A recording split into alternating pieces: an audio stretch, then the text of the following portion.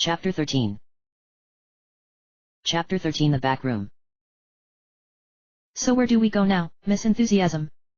Meeks asked Elixia, shortly after the redhead's pep talk. Now that the group was more or less over Izzy's kidnapping, their mission had to go on. They had been everywhere they could go, yet nothing or no one had told them that they had passed the test of faith. Could they have missed something? That's what I was saying earlier. Sanral cried suddenly from beside Massage. He threw his arms out exasperatedly, nearly knocking Massage off his feet. There's nowhere to go. We've cleaned the place out. He shook his head and wondered how come the party always seemed to get into these kinds of situations. There always had to be some part of the puzzle missing, there just had to. Enigma clung to the team like humidity. A sigh passed the group and then Nightshade said, so why don't we just look around everywhere again? There's bound to be something, anything, we must have missed. And with a groan the entire group agreed to let the search begin.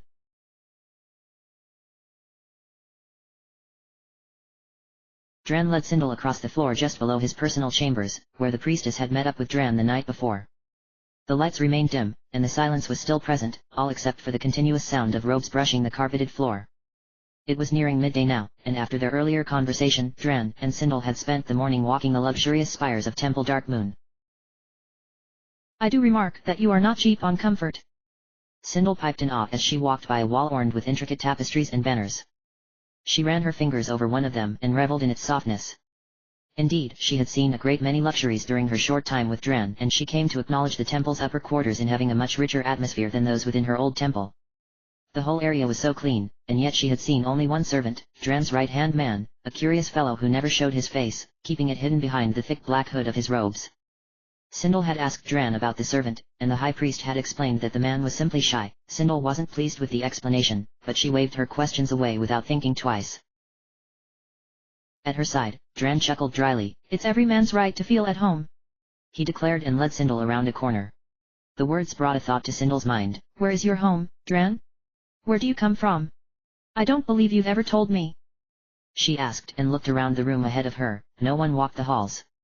She looked up at her host then and saw his eyes flick to the side, as if in thought. You wouldn't know if I told you, so let's just say I come from far. Dran answered and looked down at Sindel, the affliction gone from his stare. The two stopped walking for a moment and Sindel frowned up at Dran. Oh. All right. Then why did you come to the Waterdeep and build this temple? Were you exiled? She prodded.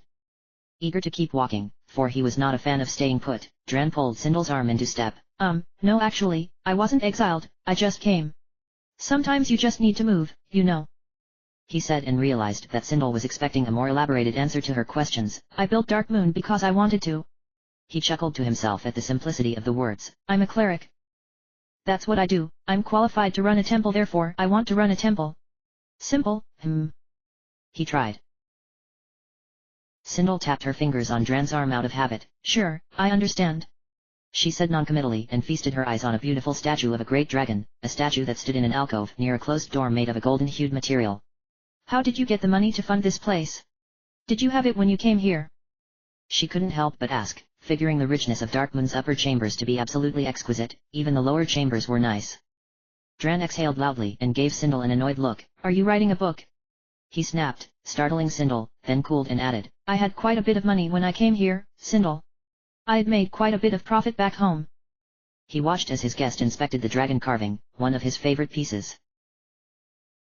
Dran's uneasiness when speaking of his past struck Sindel as odd, intriguing even. She turned towards the stone dragon statue and bent to look at it in whole. It stood on its hind legs and its magnificent wings were spread wide. In its taloned hands it proudly held an amulet and a few coins. The carving was made of carnelian, a fiery-colored semi-precious stone, that had been set with a multitude of other stones to give the impression of brilliance and shadow all at once. Although the piece in whole was of great beauty, the thing that caught Sindel's attention was the dragon's eyes. Two finely cut emeralds were set in position, and by these, the stone dragon's stare seemed to pierce through one's very soul. Is there something wrong? Came Dran's voice from behind, snapping Sindel from her fixated daze. Its eyes are like yours. Sindel blurted suddenly. She looked over her shoulder at Dran and then back to the dragon. They are. She pressed. She couldn't quite explain it other than the fact that the high priest's eyes were green too, but still. There was something else there. She swept around inches from Dran's face and he drew back in surprise. Well. Thank you. He stuttered, blinked, and took a step back. Sindel stood still for a moment, staring, then slowly, she smiled and nodded. It's a nice statue, she said thoughtfully and reached for Dran's arm. Thank you. The overlord repeated gingerly and took his high priestess arm to lead her away from the alcove.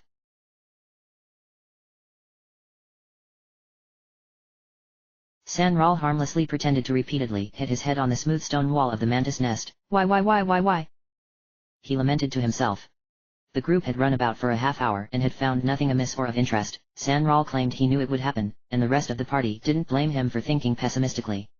From across the room, near the place where Meeks had taken the light gem from the wall some time earlier, Elixia witnessed San Ral's self-torture and frowned. Boy, he really hates mysteries, she commented to Prisma and pointed in the dark elf's direction. Prisma looked over at the wizard and smiled shyly. No one from Shnacid likes mysteries, Elixia.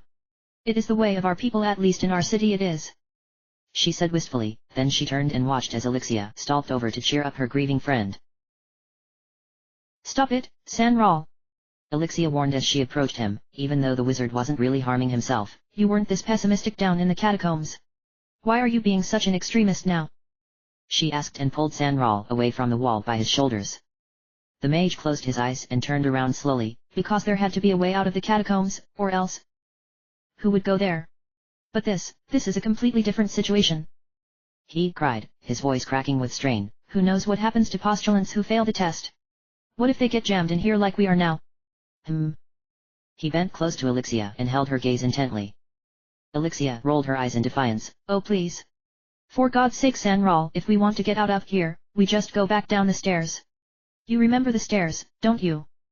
She asked sarcastically, as though San Ral had suddenly gone crazy. Dying to tell her she didn't understand, San Ral narrowed his eyes, slumped back, and sighed. Elixia, optimistic as anyone could possibly be and tired of seeing San Ral so apocalyptic, grasped the wizard's slender shoulders and pulled him within an inch of her scowling visage. Now you listen to me, she whispered fiercely. You are going to quit being so deathly and you are going to start being happy. Okay. San Ral's expression was of complete surprise and Elixia was thrilled by it. If you don't believe what I'm saying, then listen. You have a key in your pack that you worked for and got. Now that key goes somewhere and we're going to find out where. And if that's not good enough to keep you from having a mental breakdown, then this should help. She finished sharply and kissed San Ral's lips as a closing statement. When Elixia let him go, San Ral was breathing heavily. Yes, ma'am. He gushed obediently and secretly praised Elixia for the second kiss he had shared with her. He watched as she turned to join Meeks at the other end of the room and found himself thinking happy thoughts.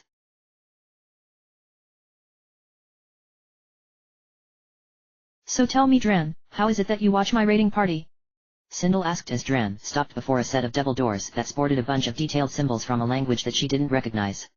The question had been playing in her mind for a while, but she had waved it off thinking a simple scrying glass would do the trick.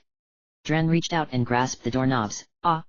That, my dear, is what I meant to show you during this delightful stroll of ours, he declared grandly and drew his guests' attention. He pulled both doors open to reveal a large room that cut off into 5 closed doors. A little disappointed that something magnificent hadn't been revealed, Sindel crept up beside Dran and tapped his arm. Dran? What did the symbols on the door mean?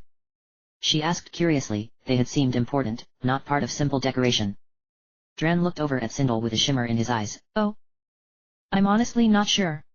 You see, I don't speak the language, he answered matter-of-factly and flashed Sindel a honey-sweet smile. A confused expression found its way onto Sindel's face. What language? She asked, figuring she could perhaps rummage through her brain and recognize it. Dran's eyes scanned the large room ahead as if he expected something to jump out at him. Illithid, he answered bluntly. At first, the word didn't ring a bell for Sindel, but then she brought her hand up to her mouth as she came to realize what lived beyond the 5 doors at the far end of the room ahead. Illithids, commonly known as mind flayers, were the most shunned of inhuman creatures. They stood about 6 feet tall and adorned themselves with dramatic robes of otherworldly elegance. Their skin color is of an unusual mauve and their heads resemble octopi with 2 white, pupil-less eyes.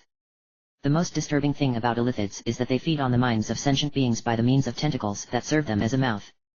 Mind flayers commonly reside within the Underdark, and few things would ever dare to cross their path. Unconsciously, Sindel clutched the sleeve of Dran's overcoat and took a cautious step back and out of the doorway. Dran reached back and sharply pulled Sindel back to his side. You've nothing to fear, he said calmly, then he cleared his throat and called, Rain. At the summons, the far left door opened and a single illithid exited, followed by 2 others that stayed 1 step behind. Sindul's instincts told her to bolt, but she knew better than to make such a stupid move. Mind flayers were a telepathic people, and incredibly intelligent, more so than any other creature to walk the material plane. Sindul braced her knees and stayed put, knowing that the mind flayer's first attack move was paralysis. Beside her, Dran waited for the small group of illithids without flinching. When the three creatures had reached their destination, Dran smiled and turned to Sindul. My dear, I would like you to meet my agents, he said with a content tone. Do not be frightened, they won't harm you. In fact, now that you are high priestess of this temple. He paused to draw a devious smile from Sindul. Nothing will harm you. He looked over at the illithid that stood foremost of the three. This is Rain, his true name, I cannot pronounce. He is the leader of the undercurrent activities of Darkmoon, such as telepathy, scrying, outside information, and such. He gave the mind flayer a curt nod of reconnaissance. Sindul gulped audibly, her hands still clutching Dran's sleeve, and waved her free hand reservedly. Hello. She managed, nervous beyond anything she had felt before. She would have been happy not knowing how Dran kept track of her old raiding party if she would have known that illithids were involved. Greetings, Sindul. A voice said in the high priestess mind. She literally jumped back, startled. Had the mind flayer just spoken to her? In perfect English? She narrowed her eyes when the illithid, Rain, waved at her as she had earlier. She wondered if the gesture was to make her feel comfortable or if it was to mock her. Dran's hand patted Sindul's shoulder. I know it's odd at first, but you get used to it. If Rain spoke out loud, he wouldn't be able to pronounce the syllables of our language. And anyway, isn't talking telepathically with Kelvin and I the exact same thing? He said, giving the awkward situation a more laid-back feel. Dran was right, Sindul knew, but she still didn't like the fact that this Rain was intruding in her mind with such ease. She didn't know if she could ever get used to it. Seeing Sindul's obvious discomfort, Dran initiated the conversation so that things could move on. Rain will show you how he can scry. Just settle down and follow. He said quickly and fell into step behind the three illithids who turned and headed back towards the set of 5 doors. Sindul pulled Dran down and whispered to him. Where did you get these creatures? I've never heard anything good about them. They're evil, and... How on earth did you get them to work for you? She demanded raspily, then realized that her whispering was pointless if the mind flayers could read her thoughts. Dran's brow furrowed. I asked. He replied rather quaintly and raised his eyebrow at Sindul. Ahead, the three illithids continued on towards the far center door. Noiseless were their steps, except for the swooshing sound of their flowing robes. Sindul recognized the sound. She had heard it when she had first come to Dran's chambers and had assumed it to be clerical robes belonging to clergy members. If she had only known that the sound was illithid and not human, she maybe would have thought twice before staying in the spires of Temple Darkmoon. You asked? What do you mean you asked? Sindul prompted almost frantically. She never realized just how uncomfortable illithids made her feel. Rain and his 2 associates slipped beyond the golden-hued doorway that lay ahead of them. Sindul and Dran followed gingerly. Dran bent close to Sindul in a misled attempt to keep his tone secretive. I had contacts in the West Illithid caverns and I asked for assistance with Darkmoon. They agreed to it and sent a few of their kin to this temple. He explained quickly. An old debt, you may call it. He added offhandedly. How many were sent? Sindul asked fearfully as she stepped through the doorway at Rain's assistant's heels. Dran hadn't the time to speak when Sindul's question was answered for her. The room ahead of them was as large as Dran's personal chambers and just as elegantly furnished and decorated. Inside, busying about, were approximately 24 mind flayers. Sindul flinched uncontrollably. Sindul found this odd, for even though the creatures were obviously very busy, not a sound could be heard. The perfect roommates, Dran thought to himself and wondered curiously if one of the illithids had overheard him. 6 mind flayers stood talking at the back of the room while 2 loitered by the door, frantically gesturing to one another with their 4-fingered hands. Rain seemed to contact his 2 companions and they dispersed immediately to join a small group of illithids that huddled around something that Sindul couldn't see. When the 2 had left, Rain spoke to Sindul and Dran. I ask you both not to disturb anyone. We are presently quite busy with a new project. He said in the cleric's minds. With that, he began to walk towards the small group of gathered illithids. Dran and Sindul followed. Sindul eyed the room's inhabitants with false stoicism. What's this project he's talking about?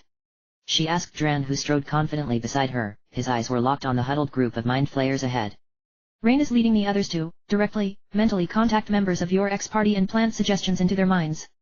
I'm hoping we can get them to change their minds about raiding my temple. He said with a hint of desperation in his tone. Sindul thought the plan through and secretly hoped the illithids could do better at changing her party's mind than she had a while back. When she and Dran had reached the little group, the huddled illithids pulled away from their focal point to let Rain and the clerics pass. At last Sindel could see the thing that the creatures were fussing over. It was a crystal ball, about twice the size of one's head, and was propped up by a dragon's paw carved in onyx. Sindel smiled. Pretty, she thought pleasantly, then jerked upright as Rain's voice answered mentally, I know. Please don't make that a habit. Sindel cried out to the creature. She just couldn't stand the illithid's telepathic intrusions.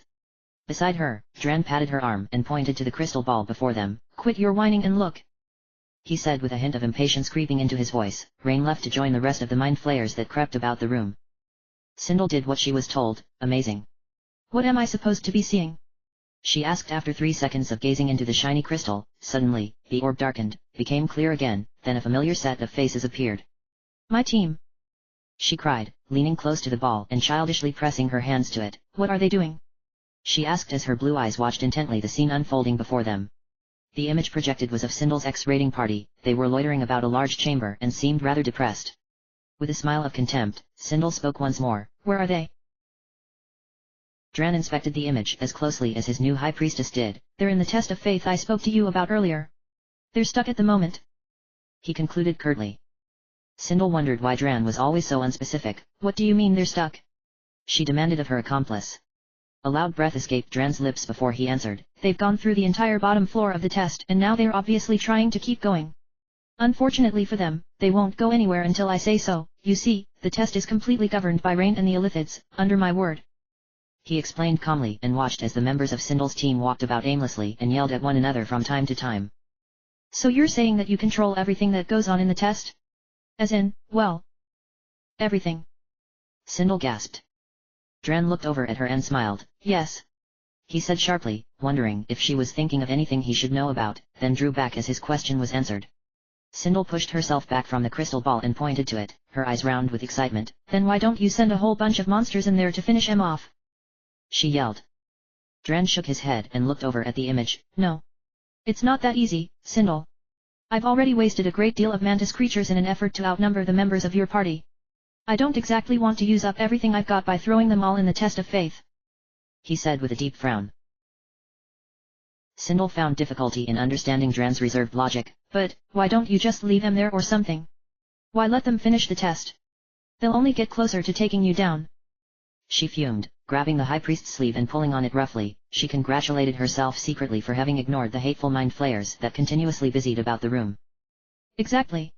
Dran piped and blinked at the madwoman on his arm. The priestess' expression went blank and Dran knew he had to explain his words once more for her sake. Sindel, dearest, he began slowly, like one might when talking to Izzy. The closer your death squad comes to me, the better chances I have of destroying them if worse comes to worse. My defenses here in the spires of Darkmoon are much, much stronger than the ones in the lower chambers. It's only logical. And besides, I have a couple tricks up my sleeve up here, he said lightly and grinned devilishly. The explanation didn't really satisfy Sindel, but she went along with it anyway. Her attention quickly returned to the crystal ball. So what are you showing me this for? She asked, motioning down to the clear surface of the orb. Dran held up a finger like a school teacher might. Ah! He exclaimed. That's the good part. I will make one last effort to get through to your team in hopes of convincing them to back off from their attack. The illithids have already chosen their host. I will also open the border to the next step of the test, giving your ex-party a chance to complete it, he said quickly, eyeing the crystal ball furtively. And I want you to witness it, that you may be accustomed to monitoring through divination. He finished. Sindel nodded dumbly. Okay, she uttered. End of chapter. Chapter and Chapter 14. Chapter 14 Admittance. I say, we just contact Kelvin and beg him to get us out of here. Massage breathed restlessly as he strode from one end of the mantis nest room to the other. The whole crew had spent over an hour futilely combing the lower chambers of the test of faith and then had reunited in the mantis nest area to mope and complain. I thinks it's quite obvious we're going nowhere, Sanral piped to strengthen his fellow dark elf's dismal observations, and fast, at that, he added for additional emphasis. He sat on the floor as Massage plopped down beside him and absent-mindedly tapped his slender fingers atop his spell book. He and his wizard friend looked up at Prisma and Elixia who, in turn, looked down at them from above. Meeks followed Nightshade around as the thief tested the walls for secret openings, something she must have done over 10 times. Will strode into the room from his quick walk outside. It looks bad, by all appearances we're nothing short of being jammed, he declared, which was absolutely no help at all for his expectant-faced teammates. He smiled falsely and walked over to stand beside Elixia and Prisma. Anything interesting happen on this end? He asked hopefully, a strange feeling balling up in his throat. From the floor, Massage pulled a small amulet from beneath his robes and began swinging it before his eyes. Will, think a second will you? If we had found something important, we wouldn't be sitting here doing Zippo and grumbling about each other. He snapped irritably, not bothering to look up at the cleric who glared down at him. Will sneered. A simple no would have sufficed, you know. He retorted with an edge in his voice, an edge that was normally non-existent.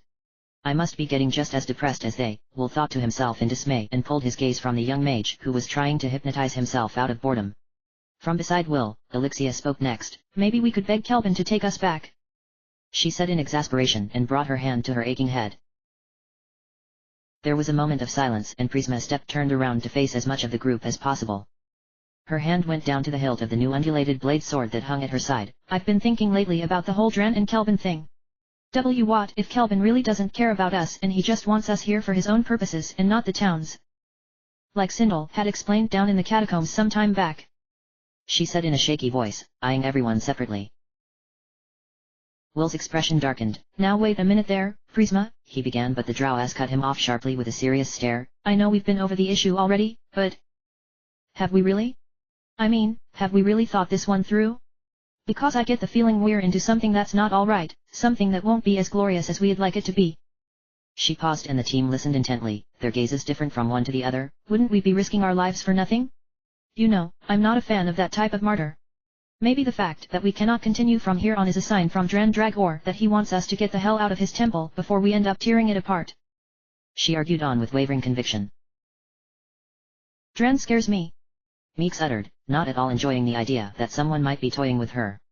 It made her feel so insignificant to wonder if Sindel had been right down in the catacombs. That's why she had never bothered to think the matter through a second time, much less bring it out in the open again. This is important, Prisma went on, participation from the group members encouraging her flow of ideas. We are obviously walking into great danger by continuing on with our mission, she said with a tone of finality. She exhaled loudly and awaited a thought-out response from someone other than Meeks. I think we should have faith in Kelvin, Elixia declared suddenly, drawing Will's attention. We can't go on being ambivalent like this. We have to make up our minds. We've not got enough information or proof to name anyone the culprit of our sad situation, so I say we stick with our original course. We were hired by Kelvin, so we stay loyal to Kelvin. Makes sense to you guys?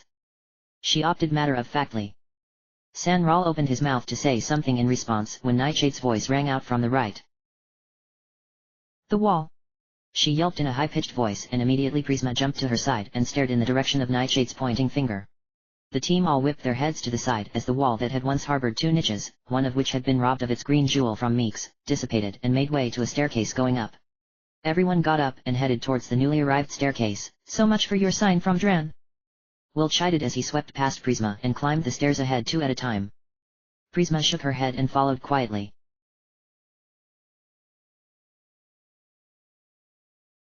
The staircase led to a series of chambers that held miniature challenges much like the ones encountered in the lower chambers of the test, nothing as big as the Mantis army though, the team was happy to see.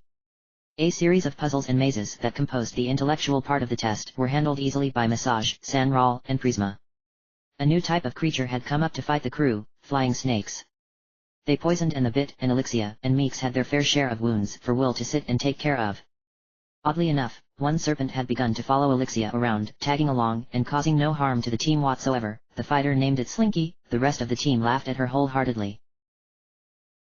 The main point of the upper chambers of the test, Nightshade quickly figured, was to gather a large number of items that would eventually be deposited somewhere, which would then lead the team to the next part of their trial.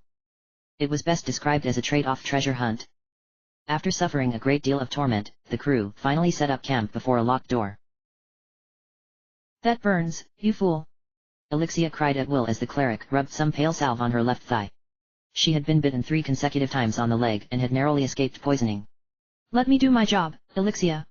You're just like Massage, he commented, recalling the time he had healed the wizard's cheek after they had returned from the catacombs. The mage had unceasingly jerked away from the sting of his healing. Above Elixia's head hovered Slinky, who looked around blandly and seemed to be thinking about something important, if such a thing could be said about a snake.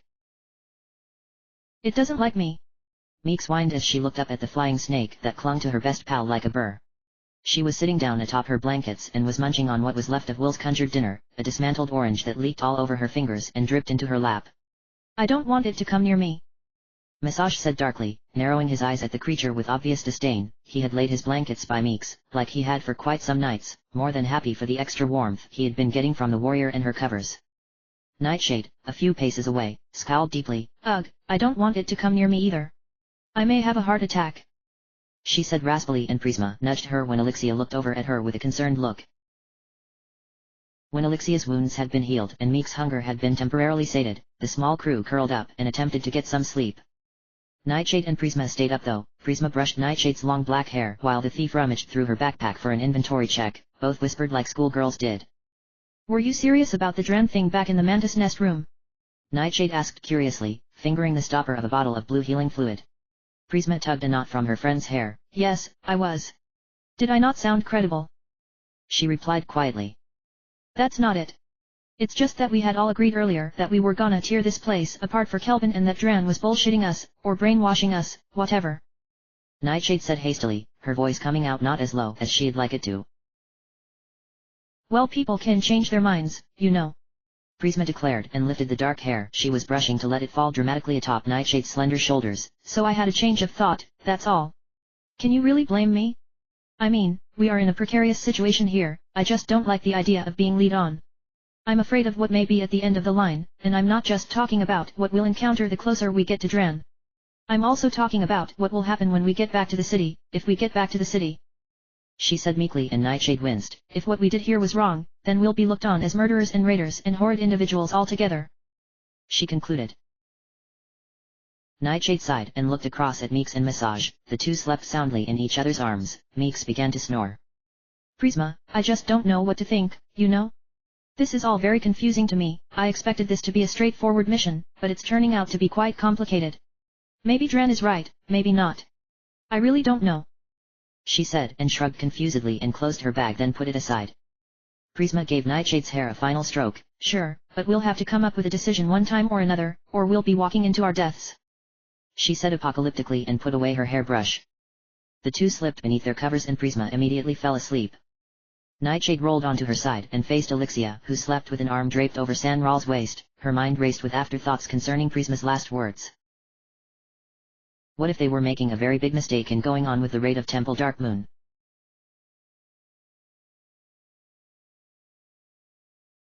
The next morning, bright and early, the group gathered around Sanral as the mage rummaged through his backpack. I swear the bone key I found goes with this lock, he mumbled and pointed a finger at the lock on the wall without looking. Indeed, there was a great possibility that the bone key did correspond to the lock he pointed to. The lock itself was made of a plate of ivory bone that sported an odd little opening. Sanral has waited so long, impatiently, for the mystery of his key to be solved. He had worked so hard for the little thing that he sincerely wished the key would be the ticket to something big and impressive, something that would bring reason to his craze and efforts. A few seconds later, the drow pulled a matte white key from his belongings. Here we go, he exclaimed and grinned proudly. Elixia, whose pet snake Slinky had mysteriously disappeared that morning, hurried the wizard forward towards the lock. Yes, yes. Go, she cried impatiently and ignored Sanral's offended glare. Ha! My moment of triumph is at hand. Sanral thought to himself and wrung his hands before trying the key. The rest of the team watched in silent excitement as the drow slipped the odd-ended tool into the lock and fiddled around with it. There was no immediate result. I knew it, Will shouted suddenly, scaring everyone out of their trance. I knew it wouldn't war. He stopped short as a loud click sounded beside him. The lock had opened. Sanral had been right. What was that, Will? Massage purred and strode past the cleric to congratulate his friend. Will frowned and shook his head. Sanral's scarlet eyes shimmered with pride and he rubbed his slender hands together as the great stone door opened before him. Yes, he squealed with delight. The door opened to reveal a long corridor, blocked off at the end by another door, that cut off consecutively to the left and right into 10 small square areas. At once the group bolted to the other end of the corridor and attempted to open the door that stood in their way. It didn't budge. All right then, let's see what those little indents in the wall are, Nightshade proposed brightly. The party turned and looked into the first square area. There was, on the back wall, a closed mouth of stone. Will recognized it in a flash. Hey! That's just like the magical mouth that gave you the bone key, he declared and pointed at Sanral. The mage nodded his approval and added with a shrug. It probably talks like the one downstairs too. He blinked curiously and took a step forward to touch it as he had touched the other stone mouth. Neato. Meeks cried and bounded ahead, cutting the wizard off. She stopped before the chiseled lips and turned back to her crew. "Watch," she said with a throaty chuckle, then bent and embraced the magical mouth. Massage slapped his hand to his forehead and groaned. As Sanral had predicted, the lips animated and Meeks shrieked in shock. "Give me the blade that has taken so much, that life may never again feel its callous touch." The mouth spoke with a strangely compelling voice. Meeks trembled and darted over to Massage, who rolled his eyes. "I didn't do it." Meeks yelped and clutched the mage's sleeve. Elixia burst out laughing as Sanral strode forward and faced the entire group. "Elixia, please," he pleaded, and the warrior quit laughing but remained all smiles. "The mouth wants a blade, we give it a blade," he continued when he had silence. The team shifted uncomfortably and Nightshade spoke up from the back. "What blade, Sanral?" she asked bluntly. "There are lots of blades here with us." She looked around and Sanral mimicked her. Elixia hugged her new scimitar to her chest and, beside her, Meeks slipped her halberd behind her back. Will made no move towards his longsword and Massage slid his hand into his boot to retrieve his dagger. Prisma though, stepped ahead and held out the wicked-edged sword that she had found in the lower chambers of the test. "I got the feeling it was magical when I held it for the first time, so I took it with haste. Maybe it's the sword the mouth wants," she said calmly and handed the weapon to Sanral, who took it from her with care. "Maybe." The mage breathed and plunged the sword blade first between the stone mouth's open lips. At once, the animated thing's hunger was sated and the wall regained its normal appearance. Prisma brushed off her hands. "What do you know, I was right," she said quaintly and looked back at the group. They turned out of the alcove and headed into the next one, where a second mouth awaited its feast. Once again the magical entity spoke and demanded its fee, which happened to be a small red gem that the gang had found during the upper chamber's intellectual tests. When it had been satisfied, the party went to the next, and so on until all 10 mouths had been fed with small treasures that Nightshade had counted the night before while discussing with Prisma. A few moments after the deed had been completed, the door at the other end of the corridor creaked open. "Come on. The other door's open now," Massage called to the crew, which had strayed to make sure their feeding task had been properly executed. The other 6 team members jogged up to where the mage stood and peered into the room beyond. It was a well-lighted, empty room about the size of the entrance hall of Darkmoon. Massage's nose twitched. "I have a bad feeling about this," he warned, surveying the room intently for possible traps or side passages. Elixia and Meeks poked their heads in through the door and took a look for themselves. "Looks clean to me," Elixia said, and Meeks nodded to back her up. "I say we just calmly and cautiously," she began, and once again her plans were ruined by Meeks, who pushed past her and stood in the center of the empty room. There was a relieved sigh from the other members of the crew, despite the risk Meeks had put herself through. "Don't do that." Massage couldn't help but yell sternly at the object of his desire. Meeks put on a sheepish expression. "Well, someone had to go first," she whined and looked to Elixia for support. The other warrior licked her parched lips and dismissed her friend's silent plea. She walked up beside Massage and looked around the room. The rest of the group finally came in, and soon all 7 hirelings stood in the center of the strangely quiet room. "What is the point of this?" Nightshade said sharply, breaking the uneasy silence that had settled in. As if in response to the thief's question, a shift in the air before the group caused a surprised gasp to escape the team's lips. Before them appeared a tall man, garbed in a crimson clerical overcoat, black tunic, and matching pants. The man smiled a velvet smile of which his emerald eyes betrayed the honesty. Elixia drew her scimitar and Meeks angled the blade of her pole arm. The mages of the group chanted quietly and Will's eyes were riveted thoughtfully on the figure before him. "I am Dran Dragor, High Priest and Overlord of this realm." The man introduced himself with a grace that was not false. "Welcome to Darkmoon, intrepid ones." He finished with an unreadable gleam in his eye. Will gasped and his cheeks grew hot. Meeks and Elixia started forward, but Massage and Sanral drew them back roughly. Prisma and Nightshade just froze. "You bastard!" came Will's booming, heated cry. His hand went to his sword like a magnet might to another. The team jumped at the cleric's sudden rude exclamation. My. Dran cooed and held out his hands defensively. "What temper clerics have these days." His keen eyes set on Will's gleaming longsword. He made no move to fight back. Will's mouth opened to retort, but Massage's tongue was quicker. "Would you care to explain to me what the hell is going on here?" he said sharply, his brow furrowing in confusion and frustration. Meanwhile, Will's sword did not relent its assaulting point on Dran. "Whatever are you talking about?" Dran asked sarcastically, then, when the team before him didn't respond, added, "I believe you already know what's going on." He paused and raised an eyebrow at Sindal's most hated rival. "Massage, is it? Anyhow, although you all know that what you are doing here in my temple is completely wrong, you still choose to go on with your mission and ravage my belongings." Dran went on, his hawk-like features growing stern. His emerald eyes scanned each member of the seven-part party thoughtfully. It made the warriors nervous. We all think you're brainwashing us, Meeks declared from beside Elixia in a matter-of-fact tone. Dran's jaw dropped in feigned surprise and Elixia slapped the back of Meek's head. Is that so? Dran asked skeptically, feuding on a fine charade. May I ask why you would take Kelvin's word over mine? He added with a brilliant fire in his gaze that created a window into his infuriated soul. There was a momentary silence among the band of warriors, then Nightshade spoke her mind. Because Kelvin is the city archmage and his words is reliable. What we've heard concerning you is not favorable, if you ask me, and the creatures we've encountered in your temple have not helped to prove our speculations otherwise. She explained and lifted her sharp nose haughtily. She was right, and even Dran knew it, but it wasn't going to be that easy for the 7 teammates. Not in Darkmoon. Dran chuckled, but Elixia did not miss the High Priest's fists balling up at his sides. And a High Priest's words are not reliable? He asked innocently. Among the team, thoughts of Sindel and her bad-mouthing swam. She had been the living proof that high-ranked clergy weren't always reliable. Meeks scratched her head and peered at Dran. Sure. But, what about the monsters? She said meekly. Behind her, Massage smiled at the comment and placed a hand on the lady's strong shoulder. She wasn't bright, he admitted to himself, but at least she was straight to the point. Already, Dran began to lose his patience. Oh, for the love of... He rolled his eyes irritably, then gave Will a nasty glance before changing the subject. Concerning Sindel, he began, his grin returning. She is safe. With me. She was able to discern right from wrong and thus joined me in my fight, as my High Priestess. He said with an arrogant inflection. Will's sword tip clanged to the floor and his gaze went blank. His fears had been confirmed. Sindel was not coming back, ever. It crossed his mind to doubt Dran's words, but he knew that it would be naive of him. Sindel had the best position now, just like she always strived to achieve. I knew it. Massage said under his breath.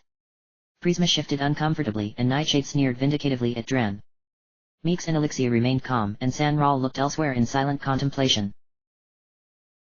Yes, Dran said calmly. I thought I'd get that kind of reaction. He tugged at the sleeves of his flaming red overcoat and took one last look at the startled group of warriors before him. Know this, impudent fools, now you get the mark of Darkmoon, and with it, access to the spires of my temple. He took a deep breath and then continued. If you choose to go on with your quest to rid the Waterdeep of me and my temple, then please do. I have made a final effort to show you reason, but it seems that barbaric nature has won over diplomacy. In that case, I am forced to strengthen my means of defense. He flashed the team a wicked smile and swept around to soundlessly walk out of the room. I bid you good day. He echoed as he left. Wait. Elixia called after the cleric, but with a flick of his hand, Dran disappeared and a searing pain struck Elixia's hand.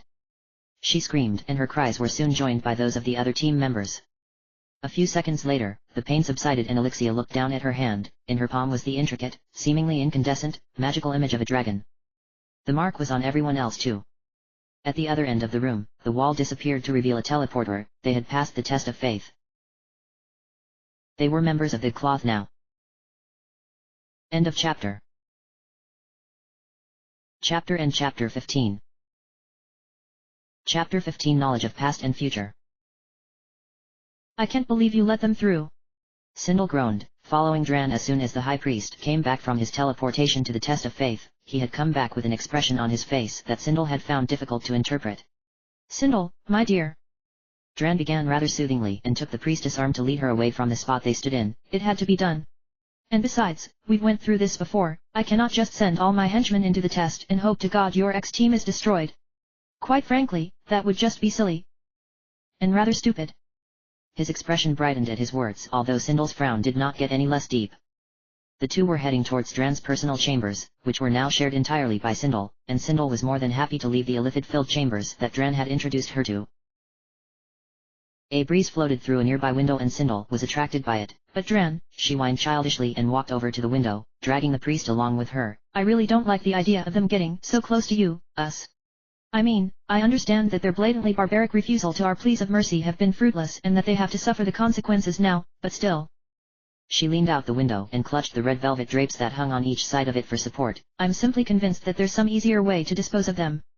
Wouldn't you agree, dear? Honestly now, aren't we taking chances? Gambling with our lives like this?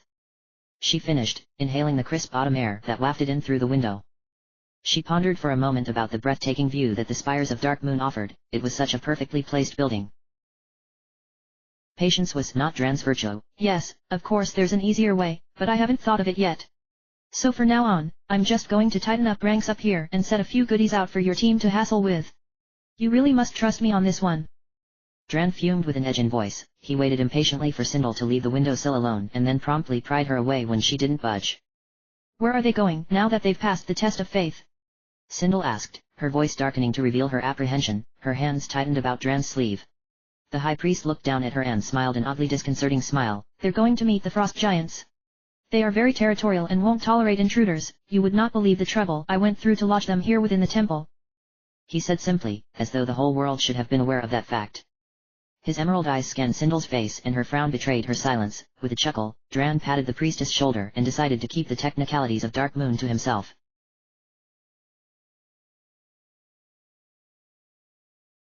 Oh, my hand! Will yelled, though not at the pain but at the simple fact that his palm now sported the mark of Darkmoon.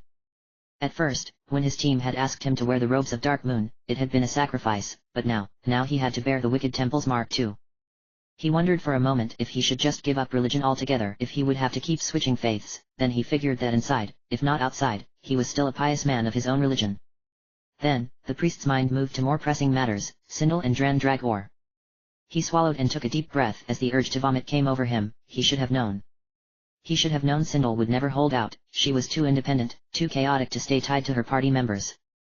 Ungrateful wench, Will swore at the departed priestess, and immediately brought his hand to his forehead. He didn't feel all that well. You doing all right? Meeks piped, coming up beside the cleric and tapping his shoulder with the blade of her pole arm. You don't look so hot. She frowned concernedly. Will shooed her away with a flick of his wrist. I'm fine, Meeks. Just fine. He said quietly. Meeks, satisfied, shrugged and turned back to Elixia and Sanral. You guys ready to go through the teleporter? She asked to the two as much as to the rest of the team who stood back, examining their new palm markings. Elixia nodded and pushed Sanral in front of her. Yep, we're ready to go. She said brightly, and the little mage in front of her smoothed his dark robes then nodded in turn. Meeks smiled at them and directed her gaze to the others in the back. And what about you guys? Are we all ready to go? She asked a second time.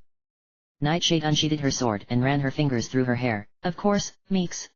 She said with a gleam of excitement in her black eyes. Beside the older thief, Prisma fiddled uncomfortably with the mark of Darkmoon in her hand. I'm ready to go. But this thing better not be hindrance to my magic. She said with a pout and forced herself not to pay any more attention to it by hiding her hand behind her back. Last but not least, Massage stepped up before the impatient Meeks and held his hand up for the warrior to see the new dragon marking. It's annoying me. He complained curtly and raised an eyebrow at Meeks. The dim-witted fighter bit her lip and then threw out her arms in a rush gesture. What do you want me to do about it? She cried exasperatedly, her mind set on getting the hell out of the test of faith.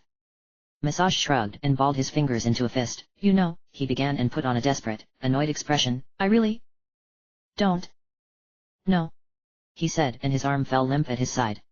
For the first time since she had known him, Meeks wondered at Massage's sanity. Then, she figured that a mage's most prized possession was his hands, and she gave the drow reason for his frustration. Just think of something else, all right? Meeks said finally. Massage blinked as if to say what, and Meeks placed a kiss on his nose to make his rising temper simmer. The wizard exhaled loudly and cursed women for being so manipulative. Nightshade had already stalked up to the shimmering light of the teleporter. Good then, let's get out of here, she urged, and the team followed as she stepped through the portal. When the team stepped through, they arrived in a huge audience hall that was brightly lit and vacant. The ceiling was amazingly high. Directly in front of them was an abnormally large throne mounted on a high dais. To the left of the throne was a hallway that went off far enough for discerning the end of it was impossible. The whole room was built in a stone that differed from that of the rest of the temple. It was crystal-like and blue in color. To the touch it was cold. Sanral turned around when he had stepped through the teleporter and watched the thing vanish. If we were planning to leave by that way, we're out of luck, he declared to the team, and they all looked to where the wizard pointed, except Elixia, who stood staring at the wide room in open reverie. The teleporter's pink crystalline structure dissipated into nothingness and a slab of cold blue stone took its place. Oh, shitty, Meeks said simply and turned back to the large chair behind her. Why's it so big? She asked dumbly, shaking her head in confusion. Luckily for the other members of the team, Meeks' question was answered for her.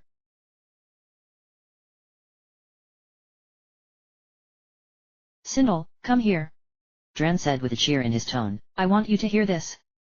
He was sitting in one of the well-cushioned seats of his lounging room, where he and Sindel had had their first real talk. In his hands he held a large, open book. The high priestess came to him then, and sat down across from him with a goblet of water in her hands. What is it? She asked curiously, leaning forward to get a good look at the book Dran held.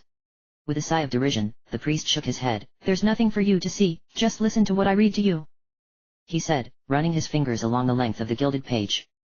After shooting a final glare at Sindel, Dran began to read out of the great book. When the priest of serpents strays and finds the daughter of vice and virtue, an empire will be built. Foes to friends, bliss. Friends to foes, chaos. When all seems lost, the child who is not will come and take the blessed city's throne. He finished and looked inquiringly up at Sindel. What do you think? He asked her when she met his gaze. Sindel cleared her throat. I don't know. She made a dismissive gesture. What is it?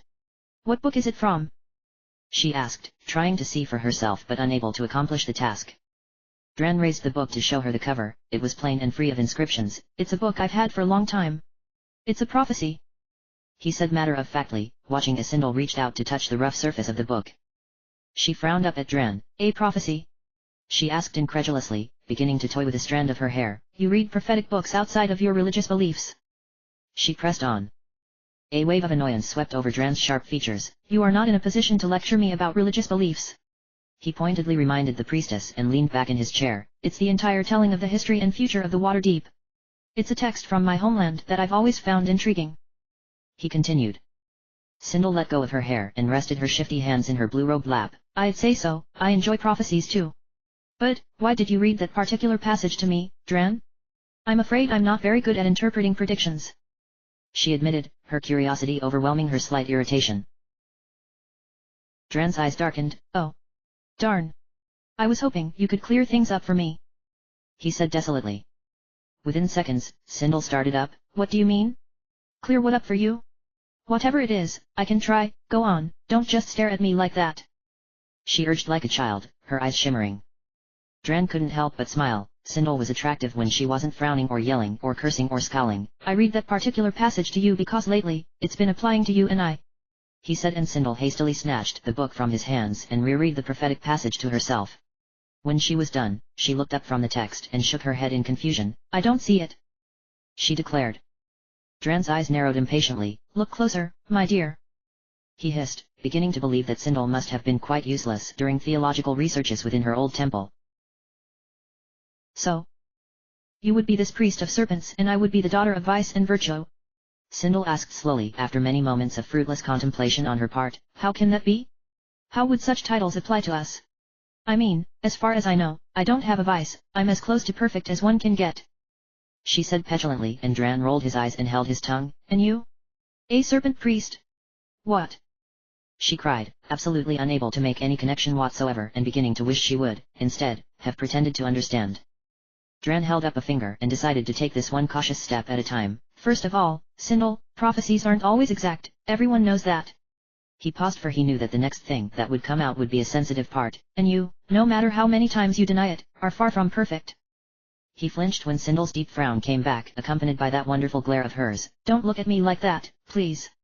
To explain my title, I can only think of one thing, the symbol I've chosen to represent Darkmoon with, he said shortly and looked Sindel in the eye. Sindel seemed to think for a moment and added bluntly, your eyes don't help the serpent thing, you know, that could have been taken into consideration during the scribing of the prophecy. You really do have snake eyes, she said, suddenly recalling the beautiful gem statue of the red dragon near the cursed illithid chamber. Dran blinked at the comment. He looked startled and, quite frankly, caught off guard. Yes, I suppose. Do mind your comments, Sindel, I can get offended really easily. You're much the same, as I can recall and deduce from our stay, he scolded, a frown of his own now appearing on his face. Sindel thought of apologizing but dismissed the crazy thought. She was right, no sense in excusing the obvious. Quickly enough, she changed the subject. So if that is us they're talking about in the book, then what does the rest of it mean? What's all this stuff about friends and foes and chaos? And not to mention the thing about the child who is not coming back to take the Waterdeep's throne. She paused for a split second. Waterdeep doesn't even have a throne. All we have is an archmage. She and Dran shared a moment of grumbling at the mention of the city's archmage. And a few overlords. No kings, she said decisively and crossed her arms over her chest negatively. The woman's explanation did not content Dran. Things can change, you know. He said simply and was answered rudely by Sindel. You're really into this, aren't you? What if it's not true? She asked defiantly. Dran raised an eyebrow at her and his odd eyes flashed. What if it is?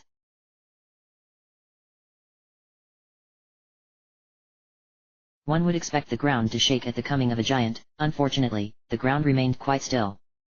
Meek's dark eyes whipped to her left as an enormous figure stepped out from depths of the long hallway. She drew her pole arm and heard her teammates do the same. Nightshade gasped and clutched at Prisma's cloak when the frost giant had completely exited the corridor and had turned to face the intruders. The giant was male, and stood about 15 feet tall. He was bearded and wore armor, as well as a great flowing overcoat that identified him as an important figure. Elixia, who had been standing back and staring in awe at her surroundings, finally showed signs of life.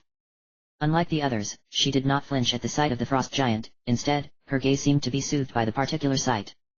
She seemed almost in recognition beside her. Sanral neared the climactic words of a paralysis spell. Don't, Sanral. Elixia breathed to him, breaking the wizard's concentration instantly. Sanral's jaw dropped and he looked over at her pleadingly. She did not return his gaze. The whole team seemed stunned until the giant spoke in a thunderous voice. Halt! Who goes there? He demanded of the insignificantly sized party that had intruded into his home. The dialect the giant used was unknown to the members of the party. To all, that is, except Elixia. The red-headed warrior pushed her way through to the front of her team and dropped to one knee before the gargantuan frost giant. Hail, my lord! She intoned, loud and clear, in the giant's native tongue. There were gasps amongst the team. All were confused as to what was going on, but they figured that if Elixia could communicate with the giant, then the team wouldn't have to fight him. On seeing Elixia, the frost giant's stiff posture slackened. I am Elixia Black and these are my friends. We have come to rid the Waterdeep of Dran Dragor and this cursed temple on the orders of Kelvin Blackstaff. Elixia explained in the foreign tongue that not even the team mages knew. The frost giant, perplexed, sat atop his huge throne and questioned Elixia. The conversation between the two went on for about 15 minutes, leaving the rest of the party astonished and grateful of delaying a future confrontation with the massive man. When the words had stopped flowing between the two, the frost giant spoke a summons that commanded the teleporter, that had once been behind the team, to reappear. He then got up from his seat, inclined his head in recognition to Elixia, a move which was mirrored by the warrior herself, and left the room to disappear back into the hallway to the left. Elixia turned back to her team with a smile on her lips. We're free to go straight to the spires of Darkmoon. That's where we can find Dran, she declared quaintly. She began to head for the teleporters, but Meeks dashed after her and stood firmly in her way. Oh no you don't. Not until you tell the rest of us what happened with the frost giant, she said decisively. The rest of the group gathered around Elixia then and eyed her curiously. Oh all right, the redhead said exasperatedly. She turned to Meeks first. I've never told you this, Meeks, but I'm not fully human, she said apocalyptically. The anger that should have appeared on her friend's face was replaced with a look of interest. My grandfather is a frost giant. I know it sounds funny and completely impossible. And it is.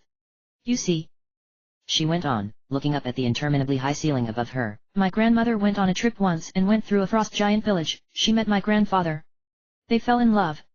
She asked a mage if he could shapeshift my grandfather into a normal size for a day. My grandma paid the mage and finally the deed was done. They had my mother. My mother was of human appearance because the shape-shifting magic dulled the actual gene that would have made her a hybrid. She finished with a sigh and looked around at her group with a hopeful expression. Meeks blinked dazedly. Oh, she said, realizing the confession made absolutely no difference in the way she saw her best friend. She smiled up at Massage who stared blankly down at her. Sanral looked Elixia up and down. Interesting, he said, thinking to himself about a multitude of different things. Will, never shakeable, asked more questions. So what did you say to the giant? Why aren't we all dead? He asked honestly. Massage chuckled. I told him who we were and what we were here for. He asked me why we were going to take this place down. I told him everything about Kelvin and Dran and the confusion they've put us through, and he said he'd let us go see the High Priest if we promised to leave the frost giants alone and not involve them in any of our troubles. I agreed and he wished me luck on my mission, she explained curtly and frowned at Sanral who examined her still. Massage put his hands on Meek's shoulders. Why are the giants even here? He asked brightly and welcomed the warmth of Meek's small hand atop his. Elixia licked her lips. Shelter, she said. Dran accepted them and after their clan had a war, they're great guards, she piped optimistically. There's more of them here? Nightshade asked from the back. Elixia nodded quickly. Oh yes, they hate to live alone. There's a dozen of them in the temple, down that hallway. she said and pointed to the left. Alright then, that means we have to go near Dren now. Prisma said and breathed deeply. Why don't we contact Kelvin and tell him what's going on? She proposed to Will directly. The priest pulled at the cuffs of his red robe. That's a splendid idea, Prisma. He cheered, taking his backpack off of his shoulders to rummage through it for the golden coin that allowed the team to communicate with the Archmage. He pulled it out triumphantly and smiled trustingly at the crew. Let's see what guidance we can receive from Kelvin, he said. The group sat down and most just drifted off to ignore the whole event, unsure about their loyalties. End of chapter. Chapter end.